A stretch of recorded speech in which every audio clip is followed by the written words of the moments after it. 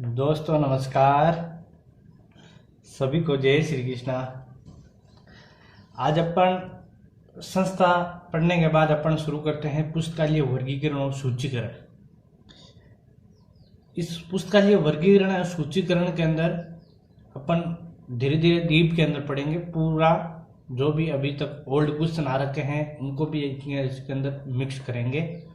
साथ साथ के अंदर क्वेश्चन भी मैं बताता रहूँगा आपको, और छोटे छोटे वीडियो के अंदर पढ़ेंगे ताकि आपको ये छोटे वीडियो के अंदर जल्दी समझ में आ जाए। तो आज अपन शुरू करते हैं पुस्तकालय वर्गीकरण और सूचीकरण।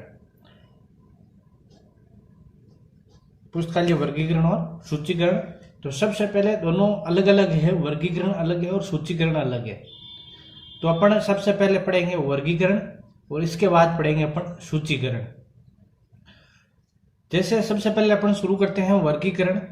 तो वर्गीकरण है ये शब्द किससे बना हुआ है, कई बार क्वेश्चन पूछ रखा है, इसके अंदर पुटअप हो रखा है कि वर्गीकरण शब्द की उत्पत्ति कहाँ से हुई है और ये किस शब्द से बना हुआ है और इसके वर्गीकरण की परिभाषा है। ये बातें भी पूछी जा सकती है। एक बार हर क्वेश्चन, हर एग्जाम के अंदर एक दो बार ये क्वेश्चन आता ही जरूर है वर्गीकरण का। तो सबसे पहले इस शब्द की उत्पत्ति, इस शब्द की उत्पत्ति कहां से हुई है, तो ये लैटिन शब्द से हुई है। कहां से हुई है? लैटिन भाषा। लैटिन भाषा के क्लासिस, CLASSIS, क्लासिस से हुई। तो क्वेश्चन आ जाए वर्गीकरण शब्द की उत्पत्ति, तो इस शब्द की उत्पत्ति क्लासिस वर्ड से, तो किसका है? लैटिन शब्द का है। और इसका अर्थ क्या होता है? इस क्लासिस का अर्थ होता है समूह बनाना। क्या होता है? समूह बनाना, मतलब समूह के अंदर इसको विभाजित करना, यही वर्गीकरण का अर्थ है। अगर इसको अपन एक परिभाषा के अंदर लिखें तो इसका अर्थ होता है जैसे समान वस्तुओं को समूह बनाना। इसको अपन एक परिभाषा के अंदर लिख डालें तो क्या होगा? तो परिभाषा के अंदर अपन लिखे तो समान वस्तुओं को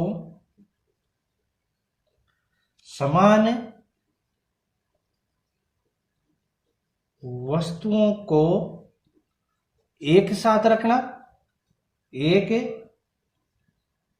साथ रखना। समान वस्तु है उनको तो एक साथ रखना, और असमान वस्तु है उनको एक साथ रखना, और उसमें से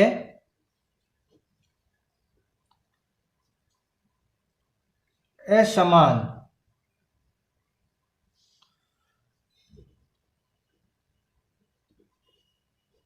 वस्तुओं को अलग रखना या करना कह सकते हैं अपन। समान वस्तुओं को एक साथ, और जो उस समान वस्तु के अंदर जो अलग वस्तुएं हैं, जो असमान है, उनको अलग करना, यही वर्गीकरण है। एक परिभाषा के अंदर अपन इसको देख सकते हैं। ये थ्योरी के अंदर काम आ जाएगी, ये परिभाषा आपको कहीं काम आ जाए तो इसको जरूर आप लिख लेना।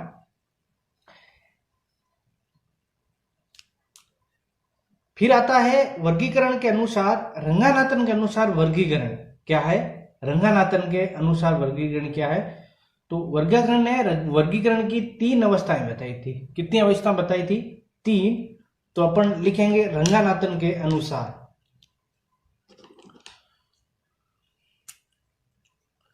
रंगानाथन के अनुसार वर्गीकरण की क्या क्या, ये तो परिभाषा है। अपन भारत के अंदर रंगानाथन ज्यादा पूछ रखा है, रंगानाथन 12वीं के अंदर। तो रंगानाथन के अनुसार, तो रंगानाथन जी ने अलग अलग वर्गीकरण की कितनी अवस्था बताई? तो इन रंगानाथन जी ने वर्गीकरण की 3 अवस्थाएं बताई थी। वर्गीकरण की तीन अवस्था, वर्गीकरण की तीन अवस्था बताई, और उन तीन अवस्थाओं में कई बार क्वेश्चन आ रखा है, वही अपन को नोट करना है। तो पहली अवस्था क्या है, तो नंबर 1 लगाओ और लगाओ पहली अवस्था।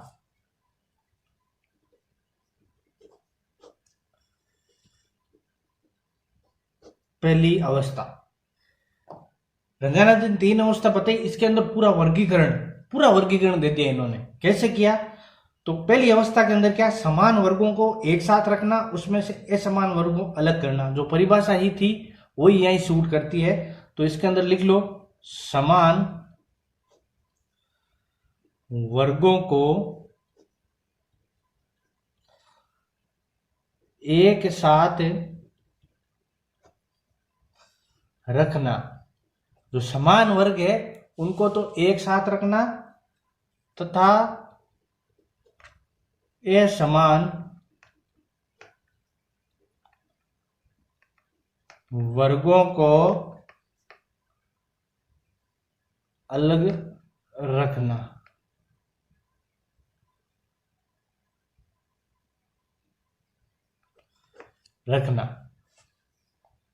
पहली अवस्था क्या बताई, समान वर्गों को एक साथ और असमान वर्गों को एक साथ। अब इसके बारे के अंदर एक वर्ड अपन यूज करते हैं, मोस्ट इंपोर्टेंट है, इसको अपन कह सकते हैं समूह अवस्था। समूह अवस्था भी कह सकते हैं इसको, या इसको और के अंदर अपन आगे 3 स्तर पढ़ेंगे। उस स्तर के अंदर अपन इसको नाम दे सकते हैं, वैचारिक स्तर नाम दे सकते हैं, इसके अंदर कोई गलती नहीं है। ये अपन देते हैं ताकि समझ में आ जाए। अपन 3 स्तर पढ़ेंगे, उससे पहले मैं आपको स्तर बता तो दूंगा हर के अंदर, वैचारिक, शाब्दिक और अंकन। इसको अपन वैचारिक स्तर मतलब दिमाग के अंदर विचार आ जाए कि जो समान वस्तु है उनको अलग करना हो और असमान वस्तु है उनको अलग करना हो, ये विचार आ जाए तो ये वर्गीकरण की पहली अवस्था हो जाएगी रंगानाथन के अनुसार। रंगानाथन जी ने ये परिभाषा ही दी है। अब इसको अपन नाम दे देते हैं, अलग अलग नाम दे सकते हैं, इसके अंदर कोई गलती नहीं है, क्योंकि इसको समूह अवस्था दे सकते हैं, अलग अलग समूह के अंदर विभाजित करो, या वैचारिक अवस्था भी इसको नाम दिया जा सकता है, गलत नहीं है ये। फिर आती है रंगानाथन जी की दूसरी अवस्था। तो दूसरी अवस्था क्या है, लिखो दूसरी अवस्था। एकदम डीप के अंदर पढ़ेंगे अपन, धीरे धीरे पढ़ेंगे, कोई जल्दबाजी नहीं है। महीने का 15-20 दिन के अंदर हो एक सेकेंड यूनिट तो भी टेंशन लेने की जरूरत नहीं है, लेकिन कहीं से आपको मटेरियल या कहीं से आपको कोर्स परचेज करने की जरूरत नहीं पड़ेगी, मैं इतना शानदार पढ़ा दूंगा आपको। दूसरी अवस्था है कि जो समान वर्गों को सहायक अनुक्रम में व्यवस्थित करना। दूसरी अवस्था क्या कह सकते हैं इसको, तो दूसरी अवस्था कह सकते हैं अपन समान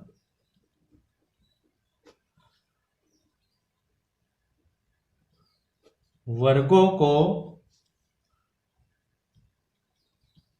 सहायक अनुक्रम, बस इंपॉर्टेंट वर्ड यही है, सहायक अनुक्रम में व्यवस्थित करना। सहायक अनुक्रम के अंदर व्यवस्थित करना, और इसके अंदर उसके अंदर अपने वैचारिक नाम दिया, इसको अपन दे सकते हैं शाब्दिक स्तर, दे सकते हैं, इसको कोई गलत नहीं है।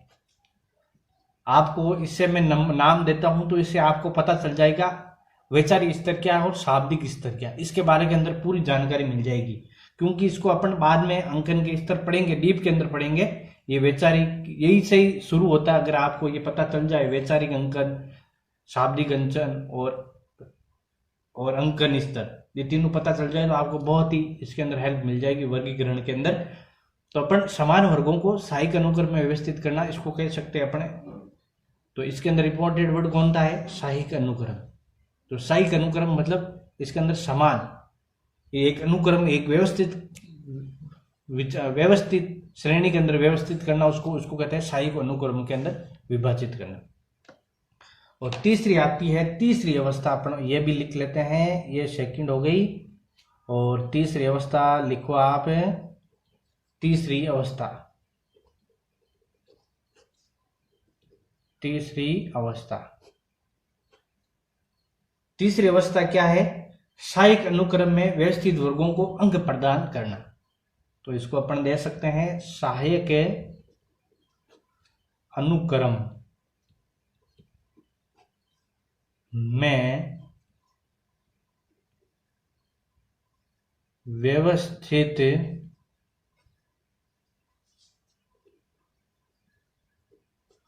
वर्गों को अंक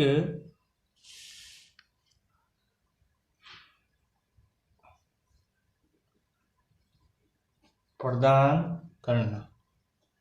जो अपने सहायक अनुक्रम के अंदर व्यवस्थित किया उनको एक अंक प्रदान करना, और इसी को अपन कह सकते हैं अंकन स्तर।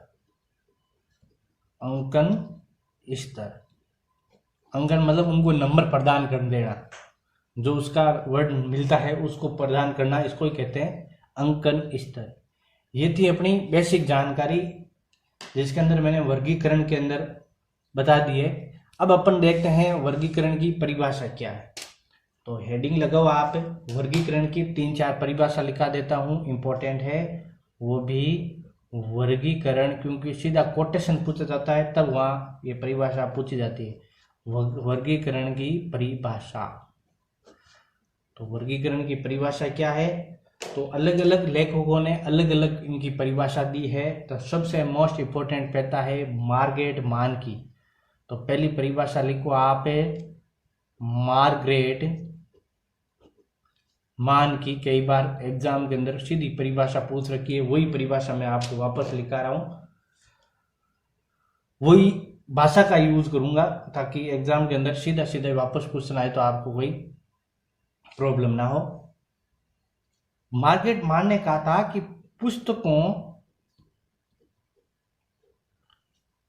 का वर्गीकरण, पुस्तकों का वर्गीकरण ज्ञान का वर्गीकरण है।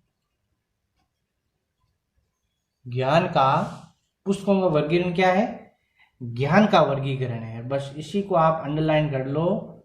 पुस्तकों का वर्गीकरण क्या है, ज्ञान का वर्गीकरण है, जिसमें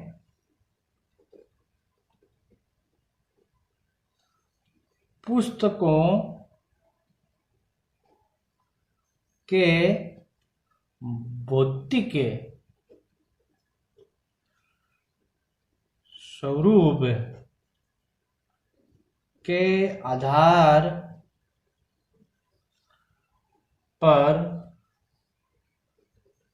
समन्वय किया जाता है। इसको आप इंपॉर्टेंट क्या करना है, इसके अंदर आप इंपॉर्टेंट करना है जो पुस्तक वर्गीकरण है, ये किसका वर्गीकरण है, ज्ञान का। इसको अंडरलाइन कर लेना, ये ज्ञान का वर्गीकरण है। बस एक एक हर परिभाषा के अंदर जब आप याद करने का तरीका यही है, आप इसको याद करने का रखना, मतलब ये मार्ग्रेट मान तो इसका ज्ञान का वर्गीकरण है। बस एक एक वर्ड पकड़ो हर के अंदर, आराम से आपको समझ में आ जाएगी, आराम से हो जाएगा। फिर आता है हेनरी ई ब्लिप, पहली परिभाषा होगी। दूसरी परिभाषा लिखाई थी हेनरी ब्लिप ने, तो लगाओ हेनरी ई ब्लिस ने कौन सी परिभाषा बताई वो लिखना है, क्योंकि यही भी इंपॉर्टेंट है। हेनरी ब्लिप ने बताया था पुस्तकालयों का वर्गीकरण एक ऐसी वर्गीकरण प्रक्रिया है, तो लिखो एक पुस्तकालयों का वर्गीकरण ऐसी प्रक्रिया है,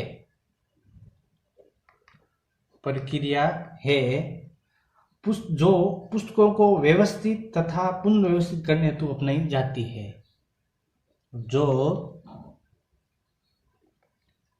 पुस्तकों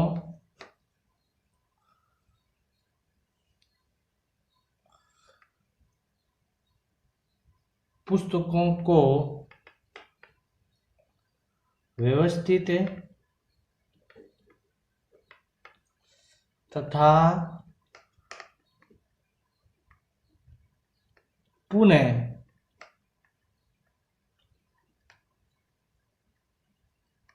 व्यवस्थित